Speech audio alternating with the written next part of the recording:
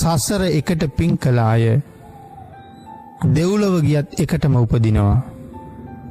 මනුල වෙනකොටත් එකට එකතු වෙන්නම හමු වෙනවා කියලා. ඒක ඝන දේවපුත්‍ර නමින් එකට පින් කළ අය හඳුන්වලා තියෙනවා. මනුලොව ඉපදුනත් කොහේ හිටියත් හොයාගෙන ඇවිල්ලා මුණ ගැහිලා මේ ජීවිතවලත් බොහොම පින් කරනවා.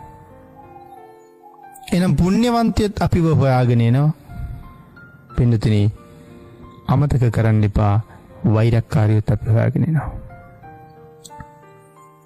ඊටාම හොඳින් ඊටාම ශ්‍රද්ධාවෙන් පින්කම් කරපු සමහර අය විවාහ වුණාට පස්සේ කුසල් කරන එකෙන් අයින් වෙනවා. ස්වාමියා පින් කරන්න හරි කැමති. නමුත් බිරිඳ තමයි ලොකුම බාධාව. නිතර පින්කම් නිසා ගෙදර ඇතිවෙන ගැටුම නිසා පෞල් ජීවිතේ කඩා වැටෙන නිසා සමහර වෙලාවට පින් කරන එක නතර වෙන්න වෙනවා. බිරිඳ පින් කරන්න හරි කැමති. ස්වාමියාට ශ්‍රද්ධාව නැහැ. කුසල් කරගන්න බැරුව වෙනවා. ඒත් ප්‍රඥාවන්තයෝ ලැබුණ අවස්ථාවෙන් ප්‍රයෝජන ගන්නවා.